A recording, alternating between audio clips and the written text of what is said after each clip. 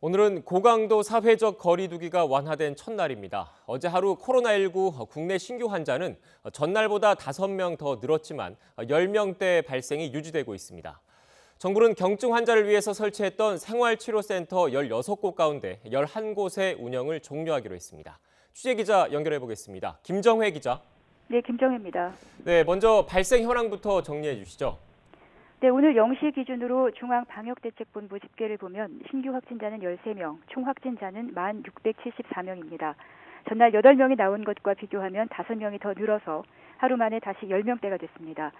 신규 환자 13명 중 7명은 해외 유입 환자고 6명은 지역 발생 환자입니다. 해외 유입 7명 가운데 4명은 검역 과정에서 확인됐습니다. 격리 해제 환자는 72명이 늘어서 8,114명, 사망자는 2명 추가돼 236명입니다. 지역별 현황을 보면 수도권에서는 3명의 환자가 새로 확인됐습니다. 경기와 인천에서 2명, 1명의 신규 환자가 새로 나왔고 서울은 발생이 없었습니다. 이 밖에 대구 1명, 경북 2명, 부산 2명, 울산에서 1명의 환자가 나왔고 11개 지역에서는 추가 발생이 없었습니다. 부산 지역은 해외 유입 사례를 제외하고 한 달 가까이 확진자가 없었는데 어제 부산의료원 간호사인 딸과 아버지가 확진돼 오늘 방역당국의 발생 집계에 포함됐습니다. 이들 분야의 접촉자는 370여 명에 달합니다. 해당 간호사와 접촉한 것으로 파악된 의료진 150여 명은 병원 내 별도 공간에 격리돼 검체 조사를 받고 있습니다. 간호사의 아버지가 부활절 예배에 참석했던 교회 신도들도 전수 조사 중입니다. 정부가 경증 환자 치료 목적으로 운영했죠. 생활치료센터의 운영 방향 바꾸기로 했다는데 어떤 내용입니까?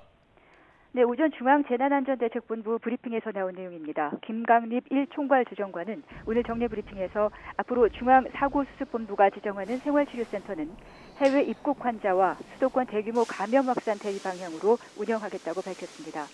김 총괄 주정관에 따르면 대구 경북 환자 대상 생활치료센터 16곳 가운데 11곳이 이미 문을 닫았고 나머지 5곳도 이달 말까지 단계적으로 운영이 종료됩니다.